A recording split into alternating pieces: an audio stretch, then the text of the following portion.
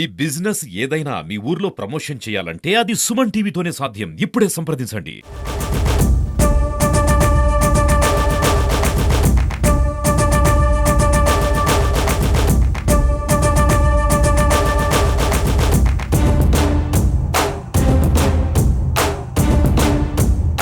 SLBC టన్నల్లో అయితే మనం ఉన్నాం. ఎస్ఎల్బీసీ టన్నల్లో చాలా తీవ్రమైన ఘటన అయితే చోటు చేసుకుంది. అయితే ఇప్పటికీ 8 మంది మృతదేహాలు అయితే జల సమాధి అయినట్టు మనకు సమాచారం అంది. అదేవిధంగా ఎన్డీఆర్ఎఫ్ సిబ్బంది మరియు ఎస్డీఆర్ఎఫ్ సిబ్బంది మరియు నేవీ మరియు నేవీ ఫోర్స్ మరియు ర్యాట్ మైనర్స్ వీళ్ళంతా కలిపి అక్కడ రెస్క్యూ అయితే చాలా చేయడం జరిగింది. ఇప్పటికే 100 మంది అక్కడ లోపలికి వెళ్ళినట్టు మనకు సమాచారం. 100 మంది వెళ్ళినప్పుడు ఆక్సిజన్ లెవెల్స్ అయితే పూర్తిగా తగ్గిపోయినట్టు మనకు సమాచారం అందింది. అయితే మొత్తం బురద మట్టి పేర్కొంది మృతదేహాలు దొరికే ప్రయత్నాలు అయితే వాళ్ళు చేస్తున్నారు. అదేవిధంగా ఇప్పుడు మనం మొత్తం టన్నల్ లోపల భాగంలో మనం చూస్తున్నట్టయితే గ్యాస్ కట్టర్ వెల్డింగ్స్తో పాటు అక్కడ ఉండే మొత్తం టన్నల్లో మొత్తం వాళ్ళైతే జీపీఎస్ సిస్టమ్ ద్వారా కానీ లోపలైతే వెళ్ళి చూడడం జరుగుతుంది. జీపీఎస్ సిస్టమ్ ద్వారా అయితే మిగతా 3 మృతదేహాలు ఎక్కడ ఉన్నాయనేది వాళ్ళు కనుక్కోవడం జరుగుతుంది. ఇప్పటికైతే 5 మృతదేహాలు అయితే మనకి దొరకడం జరిగింది. అక్కడైతే మార్క్ చేసి రౌండప్ చేసుకొని పెట్టుకొని ఉన్నారు. అయితే కన్ఫామ్ అయితే 5 మృతదేహాలు అయితే అక్కడ ఉన్నాయి. ఇప్పటికే 8 మంది